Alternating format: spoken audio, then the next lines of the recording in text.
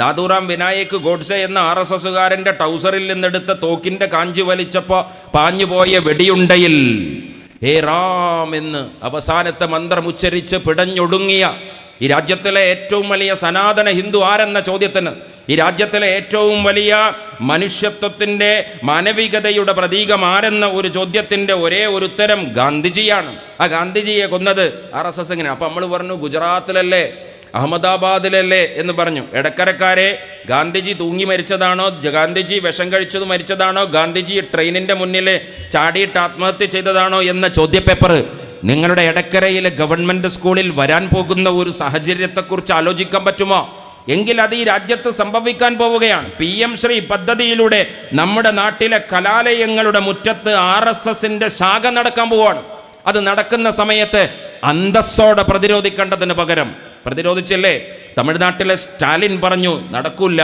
മക്കൾ ശിക്ഷാ ബോർഡ് എന്ന് പറഞ്ഞിട്ട് തമിഴ്നാടിൻ്റെ സ്വന്തം വിദ്യാഭ്യാസ ബോർഡ് ഉണ്ടാക്കിയിട്ട് RSSനോട് പറഞ്ഞു 1000 കോടിയല്ല 1000 കോടി നമുക്ക് നഷ്ടപ്പെടും, അതുകൊണ്ട് കേരളം ഒപ്പിട്ട് കൊടുത്തു എന്നാണ്. ഒറ്റുകൊടുത്തു എന്ന് പറ നിങ്ങൾ. ഒപ്പിട്ട് കൊടുത്തു എന്നുള്ളത് ഒറ്റുകൊടുക്കലാണ് സഖാക്കളെ.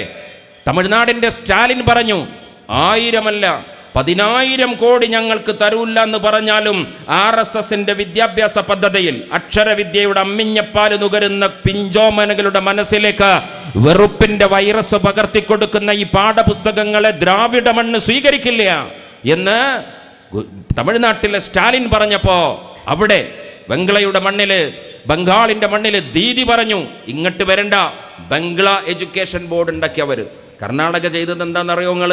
ഇന്ത്യൻ നാഷണൽ കോൺഗ്രസ് ഭരിക്കുന്ന കർണാടക ഒരു സ്റ്റെപ്പും കൂടി മുന്നിൽ നിന്ന് അവർ പറഞ്ഞത് NEPയുടെ ഭാഗമായി നിങ്ങൾ ഇതിൻ്റെ ഭാഗം ഒപ്പിടണമെന്നാണ്. വിദ്യാഭ്യാസ മന്ത്രി കേരളത്തിൽ ഇത് NEPയുടെ ഭാഗമാണ്, ലീഗ് കോൺഗ്രസ്, നിങ്ങൾക്ക് മനസ്സിലായിട്ടില്ലേ എന്ന് പറഞ്ഞു. അപ്പോൾ കർണാടക പറഞ്ഞു NEP ആണോ പ്രശ്നം? എങ്കിൽ ഞങ്ങൾ ആ NEPയും ഞങ്ങൾ ചവറ്റുകൊട്ടയിലേക്ക് ഇട്ടിരിക്കുന്നു. ഞങ്ങൾ KEP ആണ്. എന്താ KEP? നാഷണൽ എഡ്യൂക്കേഷൻ പോളിസിക്ക് സമാന്തരമായി കർണാടക എഡ്യൂക്കേഷൻ പ്രോഗ്രാം ഉണ്ടാക്കിയവർ. നാഷണൽ എഡ്യൂക്കേഷൻ പോളിസി എന്ന നെയിം സ്ലിപ്പ് ഒട്ടിച്ചിട്ട് നിങ്ങൾ RSSൻ്റെ ബെഞ്ച് ഓഫ് തോട്ട്സ് കടത്താൻ ശ്രമിച്ചാൽ ഞങ്ങളതിനെ കർണാടക എഡ്യൂക്കേഷൻ പോളിസി എന്ന് പറഞ്ഞ് ഞങ്ങളതിനെ പ്രതിരോധിക്കുമെന്ന് പറഞ്ഞത് കർണാടകയിലെ ഇന്ത്യൻ നാഷണൽ കോൺഗ്രസിൻ്റെ ഭരണകൂടമാണ്. കഴിഞ്ഞ കാലങ്ങളിൽ നിന്ന് വ്യത്യസ്തമായി തദ്ദേശ തെരഞ്ഞെടുപ്പിനെ ആളുകൾ രാഷ്ട്രീയമായി കാണുന്നു എന്നുള്ളത് ഒരു ശുഭവാർത്തയാണ്. പലപ്പോഴും നമ്മുടെ മുൻകാല അനുഭവം പഞ്ചായത്ത് തെരഞ്ഞെടുപ്പിനെ പ്രാദേശികമാക്കും. ബ്ലോക്ക് ഡിവിഷനും ജില്ലാ ഡിവിഷനും ഒന്നും നമ്മുടെ അജണ്ടയിൽ പോലും ഉണ്ടാകാറില്ല. ഏതു കാലത്തും നമ്മൾ പറയുന്ന കാര്യം നമ്മൾ ഇപ്പോഴും ആവർത്തിച്ചു പറയുന്നു. പഞ്ചായത്ത് തെരഞ്ഞെടുപ്പ്, പാർലമെൻറ്റ് തെരഞ്ഞെടുപ്പ് എത്രമേൽ പ്രധാനമാണോ, അസംബ്ലി തെരഞ്ഞെടുപ്പ് എത്രമേൽ പ്രധാനമാണോ അത്രമേൽ പഞ്ചായത്ത് തെരഞ്ഞെടുപ്പും പ്രധാനമാണ് എന്നുള്ളത് നാട്ടുകാരെ ബോധ്യപ്പെടുത്താൻ നമ്മൾ സാഹസപ്പെടണമായിരുന്നു 2020 വരെ. പക്ഷേ 2025 ട്രെൻഡ് മാറി. അതിൻ്റെ ഏറ്റവും ലളിതമായ ഉദാഹരണം ഈ എടക്കരയിൽ അതെങ്ങനെ പ്രവർത്തിച്ചു എന്ന് ഇവിടുത്തെ നേതാക്കന്മാർ പറയേണ്ടതാണ്. ഞാൻ വരുന്നത് തിരൂർ മണ്ഡലത്തിലെ കൽപ്പകഞ്ചേരി പഞ്ചായത്തിലെ 20ാം വാർഡിൽ നിന്നാണ്. ഇപ്പം നമ്മളൊക്കെ എല്ലാ അഖിലേന്ത്യാ അഡ്രസ്സിനപ്പുറത്ത് വാർഡിലെ വോട്ടറാണ്. ആ ഒറ്റ ഐഡൻറ്റിറ്റിയിലാണ് 11ാം തീയതി വോട്ട് ചെയ്യുന്നതിൻ്റെ സുപ്രധാനമായ നിർണായകമായി മുഹൂർത്തത്തിൽ നിൽക്കുന്നത്. അങ്ങനെ പറയുമ്പോൾ ഞാൻ കൽപ്പകഞ്ചേരി പഞ്ചായത്തിലൊരു വോട്ടർ എന്ന നിലയിൽ, അവിടുത്തെ 20ാം വാർഡിലെ UDFൻ്റെ ഒരു പ്രവർത്തകൻ എന്ന നിലയിൽ കഴിഞ്ഞ കാലത്തെ ഭൂതകാലത്തെ ഒരു അനുഭവം, ആളുകളെ വോട്ടർ പട്ടികയിൽ പേര് ചേർക്കാനൊക്കെ നമ്മളവരെ സമീപിക്കുന്ന സമയത്ത് നമുക്കെന്തോ ഒരു ഔദാര്യം കിട്ടാനുണ്ട് എന്ന ഭാവേന, നമുക്കെന്തോ ഒരു ഔദാര്യം ഓശാരം ലഭിക്കാനുണ്ട് എന്ന വ്യാജേന ആളുകൾ നമ്മളെ സമീപിക്കുന്നത് നമ്മൾ കണ്ടിട്ടുണ്ട്. ആളുകളോട് രേഖ ചോദിച്ചു കഴിഞ്ഞാൽ, ആളുകളോട് അവരുടെ വോട്ട് ചേർക്കുന്നതിനുള്ള അടിസ്ഥാന ഡോക്യുമെൻ്റ് ചോദിച്ചു കഴിഞ്ഞാൽ ആളുകളുടെ സമീപനം ആ അർത്ഥത്തിൽ നമ്മൾ നോക്കിക്കാണാറുണ്ട്, വീക്ഷിക്കാറുണ്ട്. അങ്ങനെ നമ്മൾ കാണാറുണ്ട്. അങ്ങനെ നമ്മൾ കാണുന്ന സമയത്ത് പലപ്പോഴും വോട്ട് ചേർക്കുക എന്നുള്ളത് തന്നെ വളരെ സാഹസപ്പെട്ട പണിയായിരുന്നു. പക്ഷേ 2025 നമ്മൾ എത്തി നിൽക്കുമ്പോൾ സ്ഥിതിഗതികൾ മാറുകയും ആളുകൾ സ്വമേധയാ വോട്ട് ചേർക്കാനുള്ള പ്രക്രിയക്ക് ആളുകൾ നമ്മളെ സമീപിക്കുന്ന ഒരു രീതിയും ഒരു ശൈലിയും ഈ കാലഘട്ടത്തിൽ നമ്മൾ കാണുന്നു എന്നുള്ളത് വളരെ സന്തോഷകരമായ ഒരു കാര്യമായിട്ട് വിലയിരുത്തുകയാണ്. നമ്മുടെ ജനാധിപത്യക്രമത്തിൽ പ്രാദേശിക തദ്ദേശ തെരഞ്ഞെടുപ്പുകൾ എന്ന് പറഞ്ഞാൽ ജനങ്ങളുമായി അത്രമേൽ ബന്ധമുള്ള ഒരു നാടിൻ്റെ ഹൃദയമിടിപ്പുകളെ അടുത്തറിയുന്ന അർത്ഥത്തിലുള്ള ജനപ്രതിനിധികൾ നാടിൽ ജനവിധി തേടുന്ന സന്ദർഭമാണ്. മഹാനായ മഹാത്മാഗാന്ധി നമ്മളോട് പറഞ്ഞത്, ജനാധിപത്യത്തെ നിർവചിച്ചപ്പോൾ ഇന്ത്യൻ ജനാധിപത്യത്തെക്കുറിച്ചുള്ള അദ്ദേഹത്തിൻ്റെ ഏറ്റവും സുപ്രധാനമായ നിരീക്ഷണം ഈ രാജ്യത്തിൻ്റെ ആത്മാവ് കുടികൊള്ളുന്നത് ഇന്ത്യയുടെ ഗ്രാമങ്ങളിലാണ്. അതുകൊണ്ട് നിങ്ങൾ ഇന്ത്യയെ മനസ്സിലാക്കണമെങ്കിൽ രാജ്യത്തിൻ്റെ ഗ്രാമങ്ങളിലേക്ക് പോകണമെന്ന് മഹാനായ മഹാത്മജി പറഞ്ഞതിൻ്റെ സാക്ഷാത്കാരമെന്ന നിലയിൽ അതിൻ്റെ അർത്ഥവും അതിൻ്റെ വ്യാഖ്യാനവും മനസ്സിലാക്കുന്ന സന്ദർഭമാണ് തദ്ദേശ തെരഞ്ഞെടുപ്പുകളുടെ ഈ സന്തോഷവേള എന്നുള്ളത് ഞാൻ ആമുഖമായി പറഞ്ഞു വെക്കുകയാണ്. അതുകൊണ്ട് അത്രമേൽ പ്രാധാന്യത്തോടെ ഈ തെരഞ്ഞെടുപ്പിനെ തമാശയാക്കരുത് എന്നുള്ളതാണ് നമുക്ക് ആമുഖമായി ഈ തെരഞ്ഞെടുപ്പ് ക്യാമ്പയിൻ്റെ നിർണായക ഘട്ടത്തിൽ ഇവിടുത്തെ പൊതുസമൂഹത്തോട് പറയാനുള്ളത്. ഞങ്ങളുടെ ഈ ചടങ്ങ് വീക്ഷിക്കുന്ന കോൺഗ്രസിനപ്പുറം ലീഗിനപ്പുറം ഈ തെരഞ്ഞെടുപ്പിനെ വീക്ഷിക്കുന്ന ഇവിടുത്തെ കാഴ്ചകളൊക്കെ കാണുന്ന, ഇവിടുത്തെ വേഷങ്ങളും വേഷം കെട്ടലുകളും കാണുന്ന യഥാർത്ഥ രാഷ്ട്രീയക്കാരെയും തെരഞ്ഞെടുപ്പ് കാലഘട്ടത്തിൽ രാഷ്ട്രീയ പ്രവർത്തനത്തിൽ നിന്ന് മാറി ഓന്തുകളായി തെരുവുകളിൽ ആടിത്തിമർത്തുന്ന ഓന്തുകളെ കാണുന്ന, അതുകൊണ്ട് നാട്ടുകാർ ഇപ്പോൾ ജനങ്ങളെ കാണുക, ലീഗുകാരെ കാണുക, കോൺഗ്രസ്സുകാരെ കാണുക. അതിനു പകരം തെരഞ്ഞെടുപ്പിൽ രാഷ്ട്രീയ പ്രവർത്തകർ കോണിയും കൈപ്പത്തിയുമായി അന്തസ്സോടെ വരുമ്പോൾ അവരുടെ കൂടെ നിൽക്കണോ അതോ ഓന്തുകളായി വേഷം കെട്ടിയ ഓന്തുകളുടെ കൂടെ നിൽക്കണോ എന്നുള്ളത് ഈ എടക്കര അങ്ങാടിയിലെ വല്ലാത്ത സമയത്താണ് വാങ്ങുന്നത്.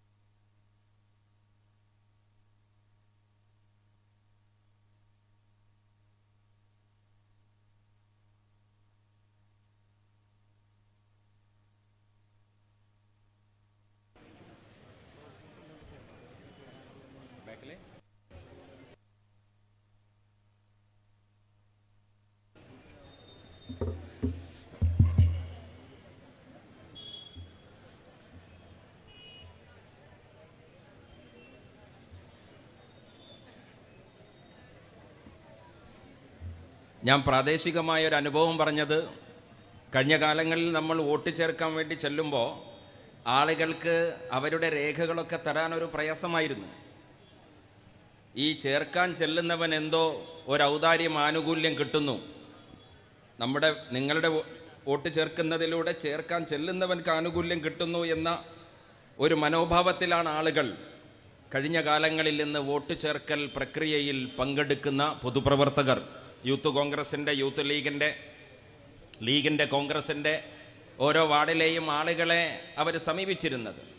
പക്ഷേ 2025 ഈ തെരഞ്ഞെടുപ്പിൻ്റെ ഏറ്റവും ശുഭകരമായ അന്തരീക്ഷം, ആളുകൾ ഗൗരവത്തോടുകൂടി അവരുടെ രേഖകൾ സ്വമേധയാ സംഘടിപ്പിച്ച് സമാഹരിച്ച് ആ വാർഡിലെ പൊതുപ്രവർത്തകരെ, പാർട്ടിയുടെ നേതാക്കന്മാരെ ഇങ്ങോട്ട് ബന്ധപ്പെടുന്ന ഒരു സാഹചര്യം സംജാതമായിട്ടുണ്ട്.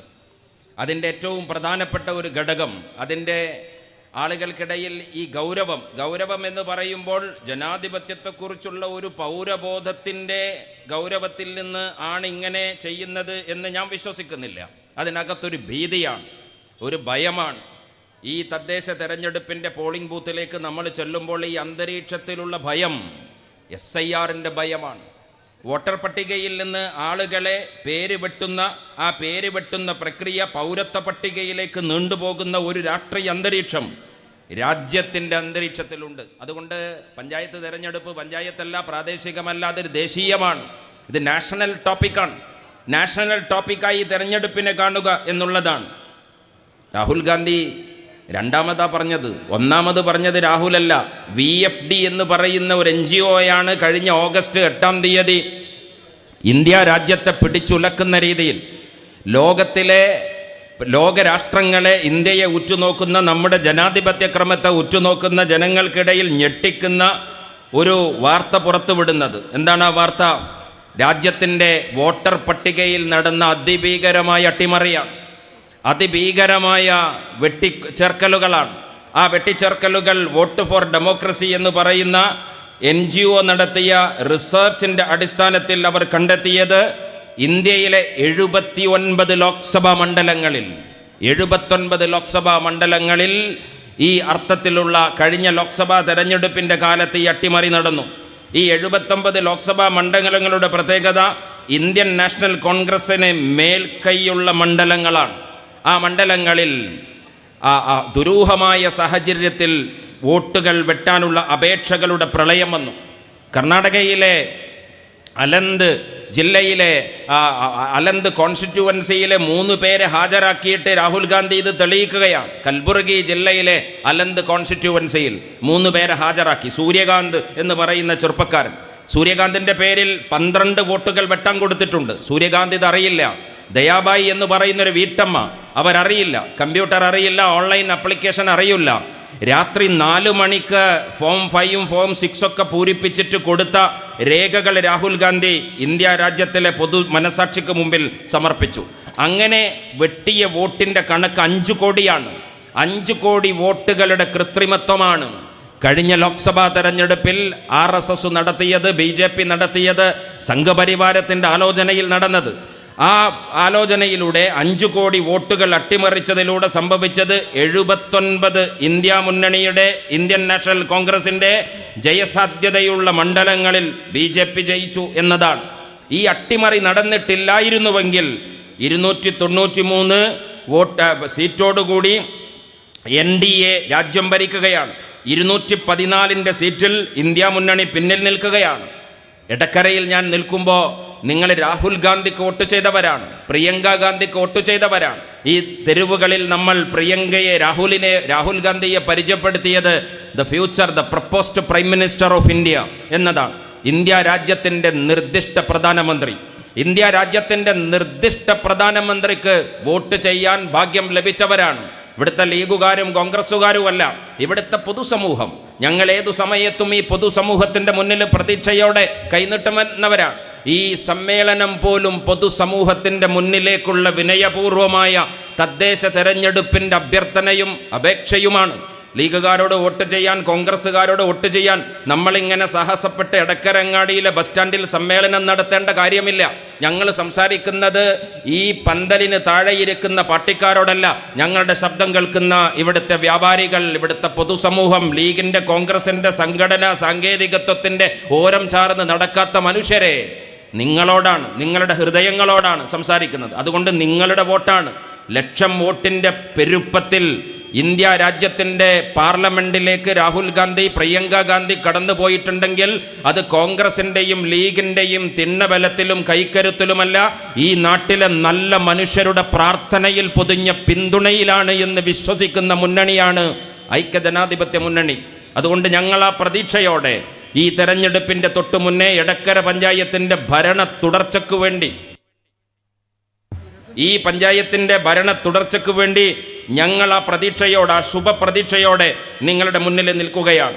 ഈ അട്ടിമറി നടന്നിട്ടില്ലായിരുന്നുവെങ്കിൽ എടക്കരക്കാരെ, നിങ്ങളുടെ വോട്ട് പ്രൈം മിനിസ്റ്റർക്ക് വേണ്ടിയുള്ള വോട്ടാകുമായിരുന്നു. എന്ന് പറഞ്ഞാൽ 304ൻ്റെ ഭൂരിപക്ഷത്തിൽ ഇന്ത്യ രാജ്യത്തിൻ്റെ വോട്ടർ പട്ടികയിൽ കൃത്രിമം കാണിച്ച് സോഫ്റ്റ്വെയറിൽ അട്ടിമറി നടത്തി ഇലക്ഷൻ കമ്മീഷൻ എന്ന് പറയുന്ന ഈ രാജ്യത്തിൻ്റെ സംവിധാനത്തെ RSSൻ്റെ ഫ്രാഞ്ചൈസി ആക്കിയിട്ടില്ലായിരുന്നുവെങ്കിൽ, രാജ്യത്തിൻ്റെ തെരഞ്ഞെടുപ്പ് കമ്മീഷന്റെ chief election commissioner Sarsangh ചാലക് Mohan ഭഗവതിൻ്റെ മുന്നിൽ മുട്ടിലിഴഞ്ഞിട്ടില്ലായിരുന്നുവെങ്കിൽ, നമ്മൾ ഈ കാണുന്ന ഉദ്യോഗസ്ഥന്മാർ, നമ്മളൊക്കെ സാധാരണ പ്രകടനം നയിക്കുമ്പോൾ യൂത്ത് ലീഗും യൂത്ത് കോൺഗ്രസ്സൊക്കെ നമ്മൾ പറയാറുണ്ട്, പോലീസാണെങ്കിൽ, പോലീസിനുള്ളിൽ പോലീസിൻ്റെ കാക്കിയാണെങ്കിൽ നമ്മൾ അനുസരിക്കും, കാക്കിക്കുള്ളിൽ ഗുണ്ടയാണെങ്കിൽ നമ്മൾ അനുസരിക്കില്ല എന്ന് നമ്മൾ ജനാധിപത്യത്തിൽ നമ്മൾ വിളിക്കുന്ന മുദ്രാവാക്യമാണ്. എന്ന് പറഞ്ഞാൽ ഈ രാജ്യത്ത് ചുമതലപ്പെട്ടിരിക്കുന്ന ബ്യൂറോക്രസി അവരുടെ ചുമതല വഹിക്കേണ്ടവരാണ്. ആ ഉത്തരവാദിത്തത്തിൽ നിന്ന് അവർ RSSൻ്റെ കൊട്ടേഷൻ എടുക്കുന്നു എന്ന നിർഭാഗ്യം ഈ രാജ്യത്തിൻ്റെ മുന്നിലുണ്ട്. 5 കോടി വോട്ട് മറിച്ച ഇന്ത്യ രാജ്യത്തിൻ്റെ പ്രധാനമന്ത്രിയുടെ കസേരയിൽ രാഹുൽ ഗാന്ധി നെഞ്ചുവിരിച്ചിരിക്കേണ്ടുന്ന ഒരു അന്തരീക്ഷം 2024ൻ്റെ തെരഞ്ഞെടുപ്പ് കാലത്തുണ്ടായിരുന്നു എന്ന് എടക്കരയിലെ മനുഷ്യരെ നിങ്ങൾ ആലോചിക്കേണ്ടതാണ്. ഇതെന്തിനാണ് പഞ്ചായത്ത് തെരഞ്ഞെടുപ്പിൻ്റെ വിഷയമാകുന്നത്? ഈ പഞ്ചായത്ത് തെരഞ്ഞെടുപ്പിൻ്റെ നിർണായകമായ ഈ ഘട്ടത്തിൽ നമ്മൾ തെരഞ്ഞെടുപ്പിൻ്റെ സജീവ പ്രവർത്തനം നടത്തുമ്പോൾ നമ്മളുടെ ആളുകൾ അനുഭവിച്ച ഒരു ഭീതിയും ഒരു ആശങ്കയും ഒരു ആദിയും SIR ആണ്, സ്പെഷ്യൽ ഇൻവെസ്റ്റിഗേഷൻ റിവ്യൂ എന്ന് പറഞ്ഞിട്ടാണ്. ഇതേ SIR മഹാരാഷ്ട്രയിൽ നടപ്പിലാക്കാൻ ഈ സമയത്ത് കൊണ്ടുവരാൻ പറ്റൂല എന്ന് മഹാരാഷ്ട്രയിലെ സർക്കാർ പറഞ്ഞു. ഏതാ മഹാരാഷ്ട്രയിലെ സർക്കാർ? BJP ആണ്. BJPയുടെ ഗവൺമെൻറ്റാണ്. നരേന്ദ്രമോദി ഒരു ശാസന ഇറക്കിയിട്ടുണ്ടെങ്കിൽ ആ ശാസനയെ അക്ഷരം പ്രതി അണ്ണാക്ക് തൊടാതെ വിഴുങ്ങാൻ കൽപ്പിക്കപ്പെട്ടിരിക്കുന്ന ഒരു സംസ്ഥാന ഭരണകൂടം പ്രാദേശിക തെരഞ്ഞെടുപ്പുകളെ ചൂണ്ടിക്കാട്ടിയിട്ട് പറഞ്ഞു, ഈ സമയത്ത് SIRൻ്റെ നടപടിക്രമങ്ങൾ ഞങ്ങൾക്ക് ചെയ്യാൻ പറ്റൂല. ഈ തെരഞ്ഞെടുപ്പ് ഇത്രമേൽ സജീവമായി നിൽക്കുന്ന നേരത്ത് മുസ്ലിം ലീഗിൻ്റെ അഭിവന്ദനായ ദേശീയ ജനറൽ സെക്രട്ടറി പ്രിയപ്പെട്ട PK കുഞ്ഞാലിക്കുട്ടി സാഹിബ് ഒപ്പിട്ടിട്ടൊരു ഒരു പരാതി, ഒരു കംപ്ലൈൻറ്റ് രാജ്യത്തിൻ്റെ സുപ്രീം കോടതിക്ക് സമർപ്പിച്ചു. എന്തായിരുന്നു ആ പെറ്റീഷൻ? SIR നടപടിക്രമങ്ങൾ നിർത്തിവെക്കണമെന്ന് പറഞ്ഞിട്ടായിരുന്നു. അതിന് ചുമതലപ്പെട്ട ഉദ്യോഗസ്ഥന്മാർ ആത്മഹത്യയുടെ മുനമ്പിലേക്ക് പോകുന്ന സാഹചര്യം ഈ രാജ്യത്തുണ്ടായി. പക്ഷേ പിണറായിയുടെ ഭരണകൂടം കുലുങ്ങിയില്ല. എന്തേ കുലുങ്ങാത്തത്? RSSൻ്റെ മുന്നിൽ നട്ടല് വളച്ചു നിൽക്കുന്ന ഒരു സംസ്ഥാന ഗവൺമെൻറ്റിനെയും ഒരു സംസ്ഥാന മുഖ്യമന്ത്രിയെയും കണ്ടുകൊണ്ടാണ് നമ്മൾ പോളിംഗ് ബൂത്തിലേക്ക് പോകുന്നതെങ്കിൽ ജനങ്ങളെ SIR എന്ന് പറയുന്ന ഭീതിയുടെ ഈ ആഴക്കയങ്ങളിലേക്ക് മലയാളിയെ തള്ളിയിട്ട RSSൻ്റെ ഭരണകൂടത്തിന് കയ്യൊപ്പ് ചാർത്തിക്കൊടുത്ത പിണറായി വിജയൻ്റെ ഭരണകൂടത്തെ പ്രതിരോധിക്കാനുള്ള പോരാട്ടത്തിന് നിങ്ങൾക്കിതാ അവസരം വന്നിരിക്കുന്നു. പൊതുജനങ്ങളെ, എടക്കരങ്ങാടിയിൽ നിങ്ങൾ പ്ലക്കാർഡ് പിടിക്കേണ്ട, പ്രകടനത്തിൽ പങ്കെടുക്കേണ്ട, ടയർ കത്തിക്കണ്ട, ഒരു സമരത്തിലും നിങ്ങൾ പങ്കെടുക്കേണ്ട. മൗനമായി നിങ്ങൾ തൊഴിൽ ചെയ്ത് കട നടത്തി നിങ്ങളുടെ ജോലി ചെയ്ത്, പക്ഷെ 11-ാം തീയതിയിലെ പ്രഭാതത്തിൽ 1 മുതൽ 19 വരെയുള്ള എടക്കര പഞ്ചായത്തിലെ വാർഡിൽ നിങ്ങൾ കോണിക്കും കൈപ്പത്തിക്കും വോട്ട് ചെയ്യുമ്പോൾ അത് ഈ വാർഡിലെ UDFൻ്റെ സ്ഥാനാർത്ഥികളെ തെരഞ്ഞെടുക്കുന്ന ഒരു പ്രക്രിയ മാത്രമല്ല, SIRലൂടെ രാജ്യത്തെ RSSന് വഴങ്ങിക്കൊടുക്കുന്ന പിണറായി വിജയനെതിരെയുള്ള നിങ്ങളുടെ മനസ്സാക്ഷിയുടെ പ്രതികരണമാണ് 11-ാം തീയതി നടക്കാൻ പോകുന്നത്. ആ അർത്ഥത്തിൽ ഈ തെരഞ്ഞെടുപ്പിനെ കാണാൻ പറ്റുമോ? എത്ര നിസ്സാരമായിട്ടാണ് ഈ തെരഞ്ഞെടുപ്പിനെ നമ്മൾ കാണുക. എന്തൊക്കെ വേഷം കെട്ടലുകൾ. ഞാനിവിടെ വരുമ്പോൾ അഷ്റഫ് അലി വളരെ വിശദമായി സംസാരിച്ചു. അതിനുശേഷം എൻ്റെ പ്രിയപ്പെട്ട കോൺഗ്രസിൻ്റെ നേതാക്കളൊക്കെ ഹ്രസ്വമായി ഇവിടെ സംസാരിച്ചു. ഈ തെരഞ്ഞെടുപ്പിൽ ഏതൊക്കെ വേഷം കെട്ടലുകൾ, ഓരോ തെരഞ്ഞെടുപ്പിലും മലപ്പുറത്ത് വിശേഷിച്ച് പഞ്ചായത്ത് തെരഞ്ഞെടുപ്പുകളെ അരാഷ്ട്രീയമാക്കുക എന്നത് CPM-ൻ്റെ അജണ്ടയാണ്. 19 വാർഡിൽ എനിക്ക് തോന്നുന്നില്ല 19 വാർഡിൽ 19ലും CPM അവരുടെ ചിഹ്നത്തിൽ മത്സരിക്കണമെന്ന്. 1-2 വാർഡിൽ പരമാവധി 5-6 അല്ലേ, അതിനപ്പുറം അരിവാൾ ചുറ്റിക നക്ഷത്രം വെക്കാനുള്ള തൻ്റെ ഇടം ചുണ ഈ നാട്ടിലെ മാർക്സിസ്റ്റുകാരനില്ല എന്നതാണ്. ഞാൻ പറയാണ്, അരിവാൾ ചുറ്റിക നക്ഷത്രം ഉണ്ടെങ്കിൽ അതൊരു ഔദ്യോഗിക ചിഹ്നമാണ്. പാമ്പ്, തേള്, പാറ്റ, തുമ്പി, കയ്യിൽ കാണുന്ന സകലമാന പ്രാണികൾ, അടുക്കളയിൽ കാണുന്ന സകലമാന പാത്രങ്ങൾ, അതൊക്കെ തെരഞ്ഞെടുപ്പിൻ്റെ ചിഹ്നമായി മാറുന്ന ഒരു കാലത്ത് നമ്മൾ നമ്മുടെ രാഷ്ട്രീയത്തെ മുൻനിർത്തി, നമ്മുടെ നിലപാടിനെ മുൻനിർത്തി നമ്മൾ ഈ തെരഞ്ഞെടുപ്പിലേക്ക് പോവുകയാണ്. ആളുകളൊക്കെ പലപ്പോഴും ഇപ്പോൾ CPM പോലും മാർക്സിസ്റ്റ് പാർട്ടി മലപ്പുറത്ത് പയറ്റുന്ന ഒരു തന്ത്രം, ഒന്നാമത്തെ വോട്ട് നമുക്ക് തന്നാളി, 2ഉം 3ഉം വോട്ട് അപ്പുറത്ത് കൊടുത്താളി എന്ന് സാധാരണ പറയാറുണ്ട്. അത് അവരുടെ ഒരു നാട്ടുമൊഴി പോലെ പഞ്ചായത്ത് തിരഞ്ഞെടുപ്പിൽ പറയാറുണ്ട്. എന്ന് പറഞ്ഞു കഴിഞ്ഞാൽ ബ്ലോക്ക് പഞ്ചായത്ത്, ജില്ലാ പഞ്ചായത്ത് ഡസൻ മാറ്റർ. അതൊന്നും നമ്മൾ ഗൗരവത്തോടെ പരിഗണിക്കേണ്ടതല്ല. അതൊരു ആചാരാനുഷ്ഠാനം പോലെ ആ ബൂത്തിൽ ചെല്ലുമ്പോൾ 3 ഞെക്കൽ ഞെക്കിയിട്ട് പോരുക എന്നുള്ളതാണ്. ജില്ലയും ബ്ലോക്കും ആർക്ക് കൊടുത്താലും പ്രശ്നമില്ല എന്നുള്ളതാണ്. പക്ഷേ എടക്കരയിലെ പൊതുസമൂഹം അറിയേണ്ടത്, RSS അവരുടെ അജണ്ട നടപ്പിലാക്കാൻ സർസംഘ് ചാലക് മോഹൻ ഭഗവത് നാഗ്പൂരിൽ നിന്നെടുത്ത തീരുമാനപ്രകാരം അവർ രാജ്യത്തിൻ്റെ ഭൂപടത്തെ മേശപ്പുറത്ത് വെച്ചിട്ട് വരച്ചിരിക്കുന്ന അതിർത്തി ഏതാണെന്നറിയോ നിങ്ങൾ? പഞ്ചായത്തിൻ്റെ അതിർത്തിയല്ല, വാർഡിലെ അതിർത്തിയല്ല, ബ്ലോക്ക് പഞ്ചായത്തിൻ്റെ അതിർത്തിയാണ്. ബ്ലോക്ക് പഞ്ചായത്തൊന്നും നമ്മൾ മൈൻഡാക്കാറില്ല, അതൊക്കെ ആരെങ്കിലും ജയിച്ചോട്ടെ എന്നൊരു മൂടല്ലേ. ബ്ലോക്ക് പഞ്ചായത്തിന് RSS വരയിട്ട് വെച്ചിരിക്കുകയാണ്. എന്താണ് RSSന് ബ്ലോക്കിനോട് ഇത്ര താല്പര്യം? PM ശ്രീ പ്രൊജക്റ്റാണ്. PM ശ്രീ പദ്ധതിയിലൂടെ രാജ്യത്ത് RSSൻ്റെ സ്കൂൾ നടപ്പിലാക്കാൻ പോവുകയാണ്. നമ്മുടെ നാട്ടിലെ ഒരു ബ്ലോക്ക് ഏരിയയിലെ ഡിവിഷനിലെ 2 വിദ്യാഭ്യാസ സ്ഥാപനങ്ങൾ കേന്ദ്ര ഗവൺമെൻറ്റിന് കൊടുക്കണം എന്നാ പറയണത്.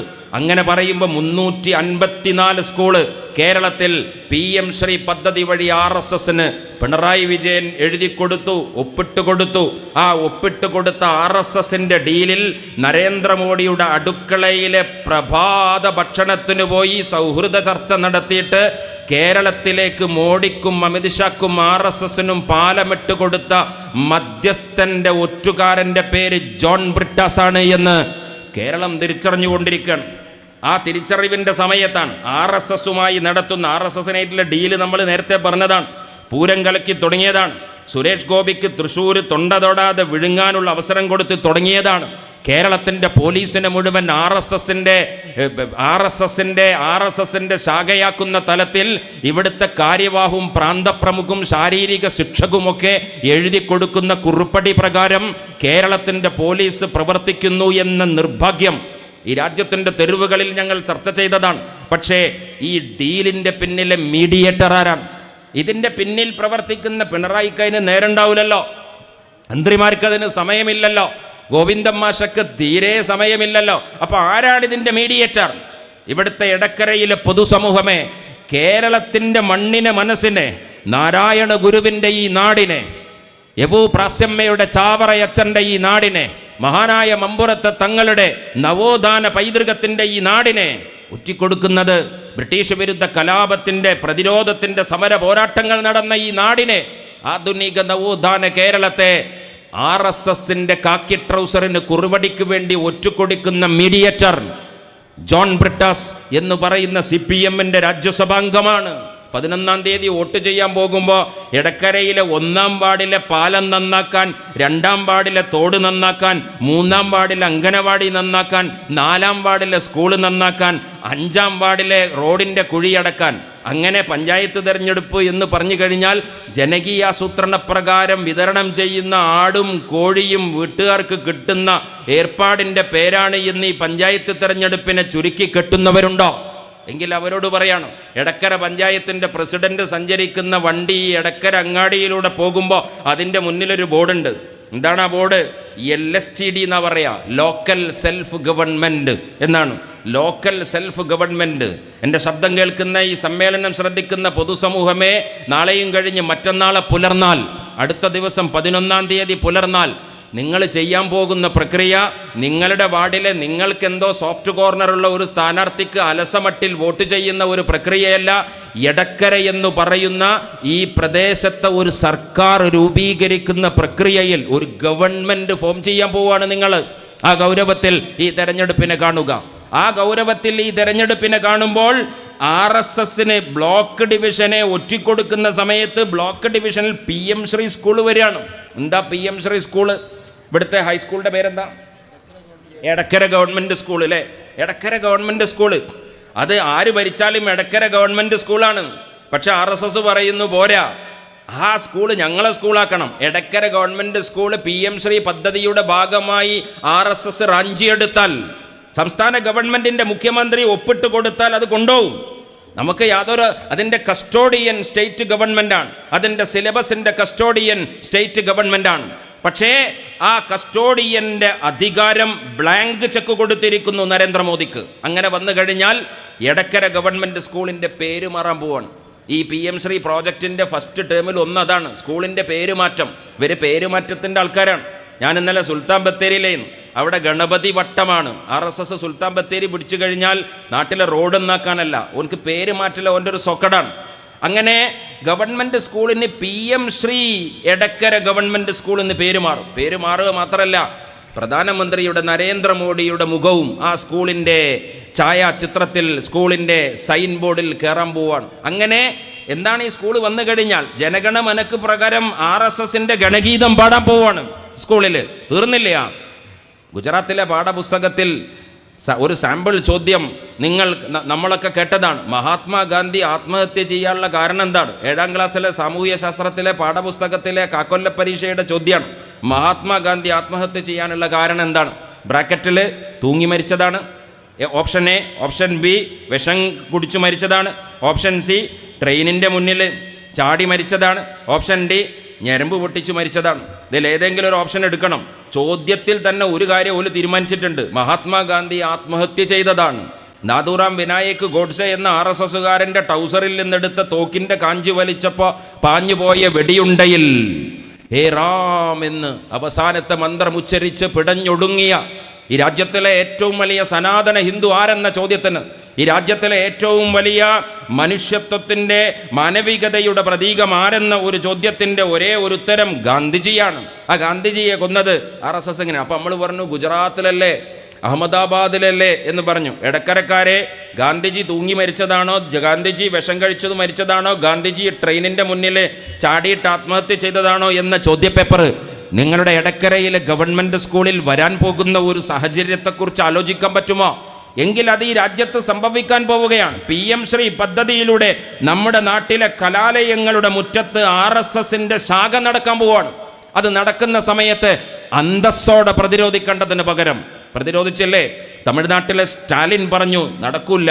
മക്കൾ ശിക്ഷാ ബോർഡ് എന്ന് പറഞ്ഞിട്ട് തമിഴ്നാടിൻ്റെ സ്വന്തം വിദ്യാഭ്യാസ ബോർഡ് ഉണ്ടാക്കിയിട്ട് RSSനോട് പറഞ്ഞു 1000 കോടിയല്ല 1000 കോടി നമുക്ക് നഷ്ടപ്പെടും, അതുകൊണ്ട് കേരളം ഒപ്പിട്ട് കൊടുത്തു എന്നാണ്. ഒറ്റുകൊടുത്തു എന്ന് പറ. നിങ്ങൾ ഒപ്പിട്ട് കൊടുത്തു എന്നുള്ളത് ഒറ്റുകൊടുക്കലാണ് സഖാക്കളെ. തമിഴ്നാടിൻ്റെ സ്റ്റാലിൻ പറഞ്ഞു 1000 അല്ല 10,000 കോടി ഞങ്ങൾക്ക് തരൂല്ല എന്ന് പറഞ്ഞാലും RSSൻ്റെ വിദ്യാഭ്യാസ പദ്ധതിയിൽ അക്ഷരവിദ്യയുടെ അമ്മിഞ്ഞപ്പാല് നുകരുന്ന പിഞ്ചോമനകളുടെ മനസ്സിലേക്ക് വെറുപ്പിന്റെ വൈറസ് പകർത്തിക്കൊടുക്കുന്ന ഈ പാഠപുസ്തകങ്ങളെ ദ്രാവിഡ മണ്ണ് സ്വീകരിക്കില്ല എന്ന് തമിഴ്നാട്ടിലെ സ്റ്റാലിൻ പറഞ്ഞപ്പോ അവിടെ ബംഗ്ലയുടെ മണ്ണില്, ബംഗാളിന്റെ മണ്ണില് ദീദി പറഞ്ഞു ഇങ്ങോട്ട് വരണ്ട, ബംഗ്ല എഡ്യൂക്കേഷൻ ബോർഡ് ഉണ്ടാക്കിയവർ. കർണാടക ചെയ്തത് എന്താണെന്നറിയോ നിങ്ങൾ? ഇന്ത്യൻ നാഷണൽ കോൺഗ്രസ് ഭരിക്കുന്ന കർണാടക ഒരു സ്റ്റെപ്പും കൂടി മുന്നിൽ നിന്ന് അവർ പറഞ്ഞത് NEPയുടെ ഭാഗമായി നിങ്ങൾ ഇതിൻ്റെ ഭാഗം ഒപ്പിടണമെന്നാണ്. വിദ്യാഭ്യാസ മന്ത്രി കേരളത്തിൽ ഇത് NEPയുടെ ഭാഗമാണ്, ലീഗ് കോൺഗ്രസ്, നിങ്ങൾക്ക് മനസ്സിലായിട്ടില്ലേ എന്ന് പറഞ്ഞു. അപ്പോൾ കർണാടക പറഞ്ഞു NEP ആണോ പ്രശ്നം? എങ്കിൽ ഞങ്ങൾ ആ NEPയും ഞങ്ങൾ ചവറ്റുകൊട്ടയിലേക്ക് ഇട്ടിരിക്കുന്നു. ഞങ്ങൾ KEP ആണ്. എന്താ KEP? നാഷണൽ എഡ്യൂക്കേഷൻ പോളിസിക്ക് സമാന്തരമായി കർണാടക എഡ്യൂക്കേഷൻ പ്രോഗ്രാം ഉണ്ടാക്കിയവർ. നാഷണൽ എഡ്യൂക്കേഷൻ പോളിസി എന്ന നെയിം സ്ലിപ്പ് ഒട്ടിച്ചിട്ട് നിങ്ങൾ RSSൻ്റെ ബെഞ്ച് ഓഫ് തോട്ട്സ് കടത്താൻ ശ്രമിച്ചാൽ ഞങ്ങളതിനെ കർണാടക എഡ്യൂക്കേഷൻ പോളിസി എന്ന് പറഞ്ഞ് ഞങ്ങളതിനെ പ്രതിരോധിക്കുമെന്ന് പറഞ്ഞത് കർണാടകയിലെ ഇന്ത്യൻ നാഷണൽ കോൺഗ്രസിൻ്റെ ഭരണകൂടമാണ്. ഇടക്കരക്കാരെ, 11-ാം തീയതി പോളിംഗ് ബൂത്തിലേക്ക് പോണീൻ്റെ മുമ്പേ നിങ്ങളെ വാർഡിൽ മത്സരിക്കുന്നത് ആരാണ്? എളാപ്പ, മൂത്താപ്പ, അമ്മോന്. പഞ്ചായത്ത് തിരഞ്ഞെടുപ്പിൽ ഇമ്മാതിരി സോഫ്റ്റ് കോർണറൊക്കെ വരും. പെണ്ണുങ്ങളെ കെട്ടിയ നാത്തൂൻ്റെ അഞ്ചത്തിൻ്റെ മോന്, അതൊക്കെ തിരഞ്ഞെടുപ്പിൻ്റെ മാനദണ്ഡമായിട്ട് വരാറുണ്ട്. ഈ തിരഞ്ഞെടുപ്പിലൊന്നുമില്ല. ഞാൻ എന്നെ പരിചയപ്പെടുത്തുമ്പോൾ ഫൈസൽ ബാബു VK, അതിൻ്റെ ബ്രാക്കറ്റിൽ IUML നാഷണൽ അസിസ്റ്റൻറ്റ് സെക്രട്ടറി. അപ്പോൾ എനിക്ക് 2 അഡ്രസ്സാണ്. ഏതാ ഈ VK? വലിയ കണ്ടത്തിൽ. അതെൻ്റെ ഫാമിലിയാണ്, എൻ്റെ തറവാടാണ്. ഏതാ IUML നാഷണൽ സെക്രട്ടറി? അതെൻ്റെ ഇമോഷണൽ ഫാമിലിയാണ്, അതെൻ്റെ പൊതുപ്രവർത്തനത്തിൻ്റെ തറവാടാണ്. 11-ാം തീയതി വരെ ഞാൻ വലിയ കണ്ടത്തിൽ എന്ന് പറഞ്ഞ തറവാട് മറന്നേക്കണം. ഒറ്റ തറവാടേ ഉള്ളൂ. അത് IUML ആണ്, അത് ഐക്യ ജനാധിപത്യ മുന്നണിയാണ്. അതൊരു തത്വമാണ്. അതിൻ്റെ പ്രയോഗം എങ്ങനെയാണ്? ഞാൻ പറഞ്ഞ കൽപ്പകഞ്ചേരി പഞ്ചായത്തിലെ 20-ാം വാർഡിൽ എൻ്റെ വലിയ കണ്ടത്തിൽ തറവാട്ടിൽ നിന്ന് എളാപ്പ മത്സരിച്ചാൽ ഞാൻ എളാപ്പാക്കെതിരെ നിൽക്കും എന്നല്ല അതിൻ്റെ അർത്ഥം. ഞാൻ എളീമ മത്സരിച്ചാൽ എളീമാനെ തോൽപ്പിക്കും എന്നല്ല അതിൻ്റെ അർത്ഥം. അമ്മോനും അമ്മായിക്കാക്കും എന്നെ സ്വാധീനിക്കാൻ വന്നാൽ ഞാൻ അതിന് വഴങ്ങൂല എന്നല്ല അതിനർത്ഥം. അതൊക്കെ ചെറിയ അർത്ഥമാണ്. എൻ്റെ വലിയ അർത്ഥം എന്താ? വലിയ കണ്ടത്തിൽ തറവാട്ടിൽ നിന്ന് എൻ്റെ സാക്ഷാൽ എൻ്റെ വാപ്പയാണ് ലീഗിനും കോൺഗ്രസിനും കൈപ്പത്തിയെയും കോണിയെയും ഒറ്റുകൊടുക്കാൻ വേണ്ടി അപ്പുറത്ത് നിൽക്കുന്നതെങ്കിലും വാപ്പ നിങ്ങളെ ഞാൻ മറന്നേക്കുന്നു എന്ന് പറയാനുള്ള തൻ്റെടമാണ്. അതിൻ്റെ പേരാണ് നിലപാട്. അതുകൊണ്ടൊരു മനുഷ്യൻ എന്ന് പറഞ്ഞാൽ നിലപാടാണ്. വേണ്ടണം എന്നൊരു പരിപാടിയില്ല. വേണമല്ലെങ്കിൽ വേണ്ട. ഇത് പറയാൻ പറ്റുമോ? ഇത് എടക്കരയിലെ അങ്ങാടിയിലെ സാധാരണ നാട്ടുകാർക്ക് നഷ്ടപ്പെടുന്നു എന്നതല്ല ഞങ്ങളുടെ വാദം. ഇത് കേരളത്തിൻ്റെ ഭരണത്തിന് നേതൃത്വം കൊടുക്കുന്ന പിണറായി വിജയൻ്റെ നട്ടലിൻ്റെ സ്ഥാനത്ത് വാഴപ്പിണ്ടിയാണ് എന്ന അഭിപ്രായവും ആരോപണവുമാണ് ഞങ്ങൾ ഈ സമയത്ത് മുന്നിൽ വെക്കുന്നത്. അതുകൊണ്ട് വാഴപ്പിണ്ടി നട്ടലിൻ്റെ സ്ഥാനത്ത് വെച്ച് നടക്കുന്ന ഒരു മുഖ്യമന്ത്രിക്കെതിരെ ജനങ്ങളെ നിങ്ങൾ ഫേസ്ബുക്കിൽ കമൻ്റ് ഇട്ടിട്ട് എന്തു കാര്യം? നിങ്ങൾ ഇൻസ്റ്റാഗ്രാമിൽ സ്റ്റോറി കണ്ടിട്ട് എന്തു കാര്യം? ഈ രാജ്യത്തൊരു പ്രതിരോധത്തിൻ്റെ ഫലപ്രദമായൊരു പ്രതിരോധത്തിൻ്റെ ഒരടയാളമാണ് നിങ്ങളുടെ കയ്യിൽ പുരളാൻ പോകുന്ന ജനാധിപത്യത്തിൻ്റെ മഷിയെന്ന് നിങ്ങൾക്ക് ബോധ്യം വേണം. അതുകൊണ്ട് സോഫ്റ്റ് കോർണറൊക്കെ മറക്ക്. എല്ലാ ആത്മബന്ധങ്ങളെയും കുടുംബ ബന്ധങ്ങളെയും സൗഹൃദ ബന്ധങ്ങളെയും വാർഡിൽ കണ്ട് പരിചയിച്ച മുഖങ്ങളുടെ സകലമാന സോഫ്റ്റ് കോർണറിനെയും മറന്നിട്ട് രാഷ്ട്രീയം മാത്രം മനസ്സിലാലോചിച്ചിട്ട് ഈ തെരഞ്ഞെടുപ്പിൽ പോളിംഗ് ബൂത്തിലേക്ക് പോകാൻ നമുക്ക് സാധിക്കണം. അങ്ങനെയാണ് ഈ തെരഞ്ഞെടുപ്പിനെ കാണേണ്ടത് എന്ന് വളരെ ഗൗരവത്തോടെ ഇവിടുത്തെ ജനങ്ങളെ ബോധ്യപ്പെടുത്താനാണ് ഞങ്ങൾ ഈ കാര്യങ്ങളൊക്കെ പറയുന്നത്. അതുകൊണ്ട് ഈ തെരഞ്ഞെടുപ്പിൻ്റെ ഒന്നാമത്തെ വിഷയം റോഡും തോടും പാലവുമല്ല. ഈ തെരഞ്ഞെടുപ്പിൻ്റെ വികസനത്തിൻ്റെ വിഷയം പ്രധാനമാണ്. അത് രണ്ടാമത്തേതാണ്. ഒന്നാമത്തെ വിഷയം എന്താണ്? ഈ എടക്കര അങ്ങാടിയിലെ ഹിന്ദുവിന്, ഈ എടക്കരയിലെ മുസ്ലിമിന്, ഈ എടക്കരയിലെ ക്രിസ്ത്യാനിക്ക്, ഇവിടുത്തെ മുനാരങ്ങളിൽ നിന്ന് കേൾക്കുന്ന ബാങ്കോലികൾക്ക്, ഇവിടുത്തെ കുരിശുനാദത്തിന് ഇത് ഡിസംബർ മാസമാണ്. ഡിസംബർ മാസത്തിലാണ് നമ്മൾ ഈ തിരഞ്ഞെടുപ്പ്. ഞാൻ ഈ വരുന്ന വഴി ഈ മലയോര പ്രദേശം എന്നൊക്കെ പറഞ്ഞു കഴിഞ്ഞാൽ ക്രൈസ്തവ സഹോദരന്മാരുടെ നാടാണ്. ഇതാ ക്രിസ്മസിൻ്റെ നക്ഷത്ര വിളക്കുകൾ കണ്ണി ചിമ്മി തുറക്കുന്ന സന്ദർഭമാണ്. ക്രിസ്മസിൻ്റെ നക്ഷത്രങ്ങൾ കണ്ണു ചിമ്മി തുറക്കുക എന്ന് പറഞ്ഞു കഴിഞ്ഞാൽ ക്രൈസ്തവതയുടെ മനോഹരമായ സന്ദേശം ലോകത്ത് വിളംബരം ചെയ്യുന്ന സന്ദർഭത്തിലാണ് നമ്മൾ ഈ തെരഞ്ഞെടുപ്പിലേക്ക് പോകുന്നത്. അങ്ങനെ സൗഹൃദത്തോടെ ജീവിക്കുന്ന ഈ നാട് എന്താണ് ക്രൈസ്തവതയുടെ സന്ദേശം എന്ന് പറഞ്ഞാൽ? ഉണ്ണിയേശുവിൻ്റെ തിരുപ്പിറവി എന്ന് പറഞ്ഞാൽ 365 ദിവസവും ക്രിസ്മസ് ആകട്ടെ. ഓരോ മനുഷ്യൻ്റെയും ഹൃദയങ്ങൾ പുൽക്കൂടാകട്ടെ. ആ മനുഷ്യ ഹൃദയം എന്ന് പറയുന്ന പുൽക്കൂട്ടിൽ നന്മയുടെ പ്രതീകമായ ഉണ്ണിയേശുവിൻ്റെ തിരുപ്പിറവി ഓരോ പ്രഭാതത്തിലും സംഭവിക്കട്ടെ എന്ന പ്രാർത്ഥനയോടെ നമ്മൾ ഡിസംബറിൽ ഈ തെരഞ്ഞെടുപ്പിലേക്ക് പോകുമ്പോൾ ജനുവരി ഫെബ്രുവരി ആകുമ്പോഴേക്ക് ആകാശത്ത് വിശുദ്ധ റമദാന്റെ പൊന്നമ്പിളി മാനത്ത് തെളിയുന്ന നേരമാണ്. ഇപ്പുറത്ത് നമ്മൾ ഓണം ആഘോഷിച്ച് നമ്മുടെ പരിസരങ്ങളിലെ പൂക്കളത്തിന്റെ മനോഹരമായ ചിത്രങ്ങളെ മനസ്സിൽ നിന്ന് മായാതെ നിൽക്കുമ്പോൾ ഈ തെരുവുകളിൽ വിളക്ക് കത്തിച്ചു നിൽക്കുന്ന മനോഹരമായ ക്രിസ്മസിന്റെ നക്ഷത്ര വിളക്കുകൾ കാണുമ്പോൾ, അതും കഴിഞ്ഞ് വിശുദ്ധ റമദാന്റെ രാപ്പകലുകളിലേക്ക് നമ്മൾ പ്രവേശിക്കുമ്പോൾ ഈ നാടിന്റെ രാഷ്ട്രീയത്തിന്റെ ഒന്നാമത്തെ അജണ്ട ഈ റമദാൻ നിലാവിന് കാവൽ നിൽക്കലാണ്. ഈ ക്രിസ്മസിന്റെ നക്ഷത്ര വിളക്കുകൾക്ക് കാവൽ നിൽക്കലാണ്. ഈ ഓണത്തിന് നമ്മൾ വിരിച്ചു വെച്ചിരിക്കുന്ന പൂക്കളിലേക്ക് വെറുപ്പിന്റെ വൈറസുകൾ കടന്നാക്രമിക്കാതിരിക്കാനുള്ള ജാഗ്രതയാണ് രാഹുൽ ഗാന്ധി നേതൃത്വം കൊടുക്കുന്ന രാജ്യത്തിന്റെ രാഷ്ട്രീയത്തിന്റെ ഒന്നാമത്തെ അജണ്ട എന്ന് പറയുന്നത് മുഹബ്ബത്ത് കി ദുഖാൻ എന്നതാണ്. അതുകൊണ്ട് എടക്കരയിലെ ഗ്രാമപഞ്ചായത്തിന് ഞങ്ങൾക്ക് രണ്ടാമത്തെ ഒരു അജണ്ടയില്ല. ഈ ഗ്രാമപഞ്ചായത്ത് ഐക്യജനാധിപത്യ മുന്നണിയുടെ കയ്യിലേൽപ്പിച്ചാൽ ഈ അങ്ങാടിയിലെ ഒരു ഹിന്ദുവും മുസ്ലിമിനെതിരെ വിദ്വേഷത്തോടെ നോക്കൂല, ഈ അങ്ങാടിയിലെ ഒരു മുസ്ലിമും ക്രിസ്ത്യാനിക്കെതിരെ വിദ്വേഷത്തോടെ നോക്കൂല, ഈ അങ്ങാടിയിലെ ഒരു വ്യാപാര സ്ഥാപനത്തിനും ഒരു മണിക്കൂർ പോലും മതസംഘർഷത്തിന്റെ പേരിൽ കടകൾ അടക്കേണ്ടി വരില്ല വ്യാപാരികളെ എന്നതാണ് കരൾ കയ്യിലെടുത്ത് കൽബ് കയ്യിലെടുത്ത് ഞങ്ങൾക്ക് പറയാനുള്ളത്. അതുകൊണ്ട് ഒരു നാടിന്റെ ശ്വാസോച്ഛ്വാസം എന്താണ്? ഒരു നാടിന്റെ ശ്വാസോച്ഛ്വാസം എന്ന് പറയുന്നത് അംഗൻവാടിയിലെ ചോറല്ല, റോഡും തോടും പലവുമല്ല, പിന്നെയോ ആ നാട്ടിലെ മനുഷ്യരാണ്. ജാതി ഭേദം മതദ്വേഷം ഇല്ലാതെ ഏതുമേവരും സോദരത്തേന വാഴുന്ന മാതൃക സ്ഥാനമായി ഈ എടക്കരയുടെ നാടിനെ മാറ്റണം. എങ്കിൽ നിങ്ങൾ ഐക്യജനാധിപത്യ മുന്നണി, രാഹുൽ ഗാന്ധിയുടെ വാക്കുകൾ ഈ അന്തരീക്ഷത്തിൽ ഉണ്ടാകുമ്പോൾ മുഹബ്ബത്ത് കി ദുഖാൻ ഈ രാജ്യത്തിന്റെ ടെർമിനോളജിയായി, രാജ്യത്തിൽ അംഗനവാടി കുട്ടിയുടെ വൊക്കാബുലറിയുടെ പദസമ്പത്തിലെ ആദ്യ വാക്കായി മുഹബ്ബത്ത് കി ദുഖാൻ, നഫ്രത്ത് കി ബസാർ.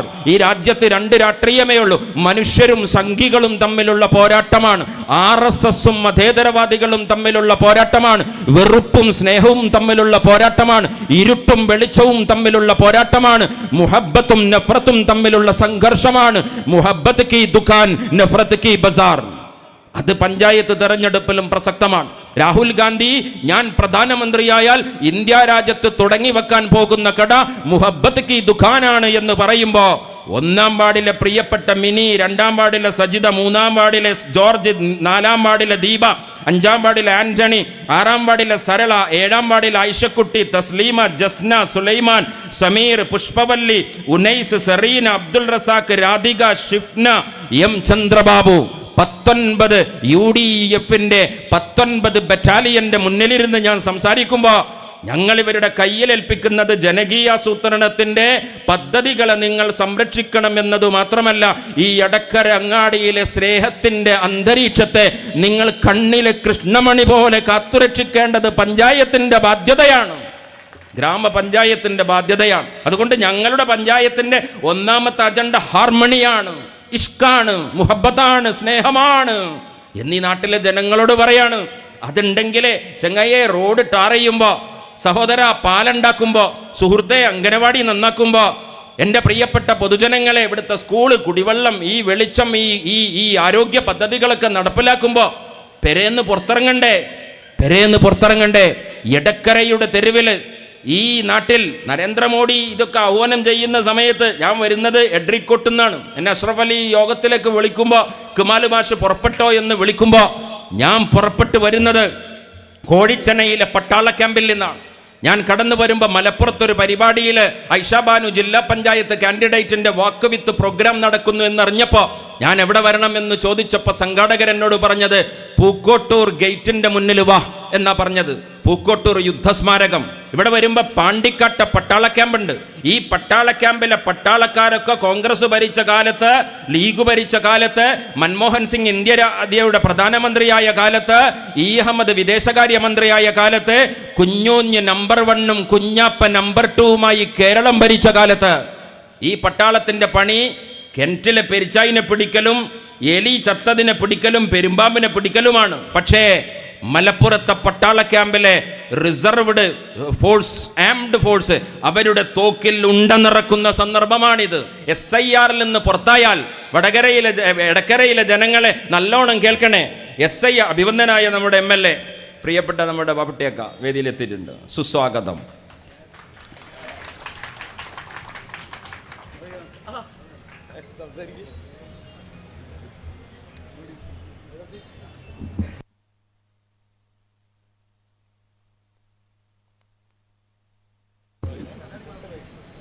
എടക്കരയിലെ തൊഴിലാളി ഹോട്ടലിൽ നിന്ന് നല്ല ബീഫ് കിട്ടും. നിങ്ങളെ മുത്തേട എനിക്കറിയാം, കാരപ്പറമ്പ്, നിങ്ങളെ കാരപ്പറമ്പ് സകല സംഭവം അറിയാം. ഞാനിവിടെ എത്ര ദിവസം പാർത്ത് ആലിക്കുട്ടി ഹോട്ടലിൽ. നിങ്ങളുടെ ഈ എടക്കര എന്ന് പറഞ്ഞു കഴിഞ്ഞാൽ ഞങ്ങളുടെ ഹൃദയദേശമാണ്. ഞാൻ ഇവിടെ വന്നപ്പോൾ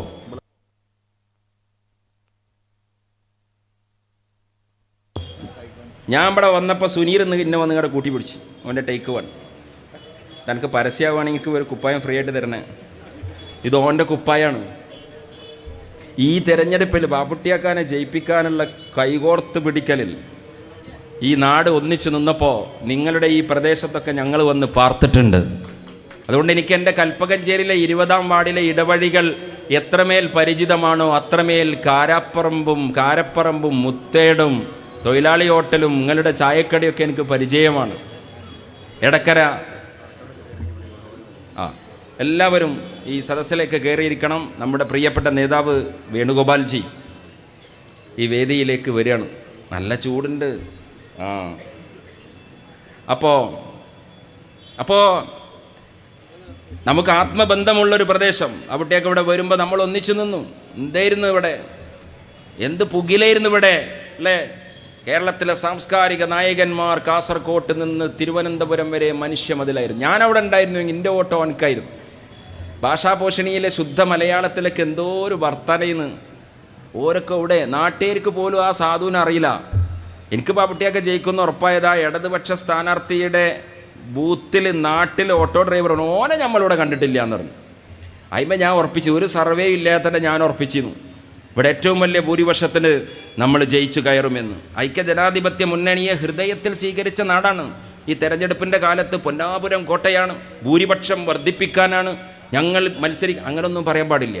ഇതൊക്കെ ജനങ്ങളെടുത്തുള്ളതാണ്. അതൊക്കെ അഹങ്കാരത്തിൻ്റെ അഹങ്കാരമായിട്ട് പറയല്ല, അതൊരു രസത്തിന് പറയുന്നതാണ്. പക്ഷെ ജനം കേൾക്കുമ്പോൾ ചിലപ്പോൾ അത് അഹങ്കാരമാവും. അതുകൊണ്ട് ഞങ്ങൾ 19 വാർഡ് ഇവിടെ ഉള്ള ഈ പഞ്ചായത്തിൽ ഭരിച്ചിട്ട് ഞങ്ങൾ ഇറങ്ങുമ്പോൾ ഇനി ജനങ്ങളുടെ കോടതിയിലാണ്. ജനങ്ങളോട് പറയാണ്, കഴിഞ്ഞ ടേം ഇടക്കര ഞങ്ങൾക്ക് കിട്ടിയത് നിങ്ങളുടെ സ്നേഹത്തിലാണ്, നിങ്ങളുടെ ഔദാര്യത്തിലാണ്. ആ ഔദാര്യവും സ്നേഹവും കനിവും വീണ്ടും ഉണ്ടാകണേ എന്നാണ് ഞങ്ങളുടെ ഈ പന്തലിലെ സമ്മേളനം. അങ്ങനെ ഉണ്ടാകണമെന്ന് പറയുമ്പോൾ ഞങ്ങളുടെ നിലപാട് പറയണം. ഈ രാജ്യത്തിലെ ആംഡ് ഫോഴ്സ്, ഇവിടുത്തെ സായുധ പട്ടാളം, പ്രിയപ്പെട്ട വേണുഗോപാൽജി, ഇന്ത്യൻ രാഷ്ട്രീയത്തിൽ അതികായൻ, ഇന്ത്യൻ നാഷണൽ കോൺഗ്രസ്സിന് നേതൃത്വപരമായ പങ്ക് വഹിക്കുന്ന പ്രിയപ്പെട്ട വേണുഗോപാൽജി ഈ വേദിയിലേക്ക് വരികയാണ്. DCCയുടെ പ്രസിഡന്റ്, യുവരക്തം, നമ്മുടെ പ്രതീക്ഷയായ ഈ നാടിൻ്റെ മാനസപുത്രനായ VS ജോയിയും പ്രിയപ്പെട്ട വേണുഗോപാൽജിയെ അകമ്പടി സേവിക്കുന്നുണ്ട്. ഒരു പക്ഷേ എടക്കരക്കാരെ നിങ്ങൾ പ്രിയപ്പെട്ട AP അനിൽകുമാർ MLA-യും ഒപ്പമുണ്ട്. പ്രിയപ്പെട്ട നമ്മുടെ KC വേദിയിലിരിക്കുമ്പോൾ എടക്കരയിലെ എൻ്റെ പ്രിയപ്പെട്ട ജനാവലി അറിയേണ്ടത്, UDFൻ്റെ കേരളത്തിലെ നേതാവല്ല, ഇന്ത്യൻ നാഷണൽ കോൺഗ്രസിൻ്റെ രാഹുൽ ഗാന്ധിയുടെ ഓരം ചേർന്ന് വേണുഗോപാൽജി നടക്കുമ്പോൾ മലയാളി എന്ന നിലയിൽ നമുക്ക് അഭിമാനമാണ്.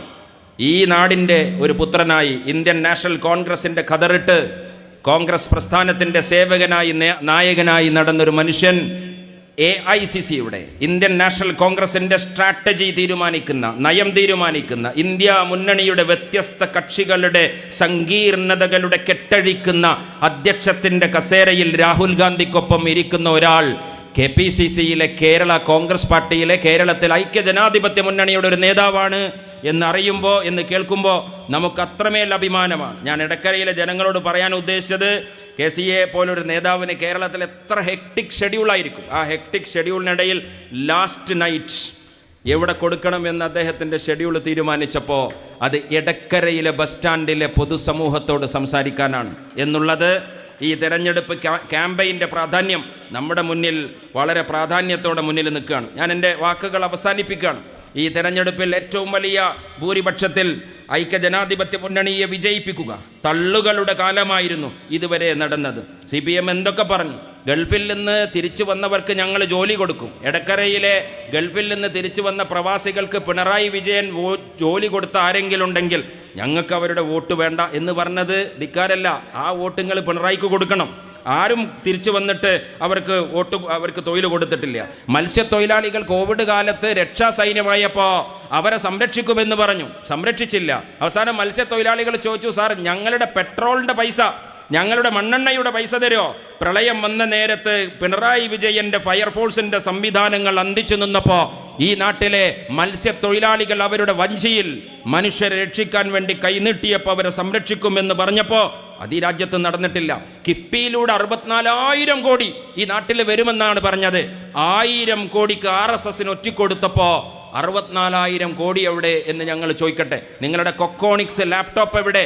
നിങ്ങളുടെ കെ ഫോൺ എവിടെ എന്ന ചോദ്യം ഈ പഞ്ചായത്ത് തെരഞ്ഞെടുപ്പിന്റെ ചോദ്യമാണ് എന്നറിയിച്ച് ഈ നാടിന്റെ സമഗ്ര വികസനത്തെ മുന്നോട്ട് കൊണ്ടുപോകാൻ എടക്കരയിൽ UDF-നെ തെരഞ്ഞെടുക്കുക. ഇത് സെമി ഫൈനലാണ്. 2026-ൽ കേരളത്തിന്റെ ജനിതകം മാറാൻ പോവുകയാണ്, ജാതകം മാറാൻ പോവുകയാണ്.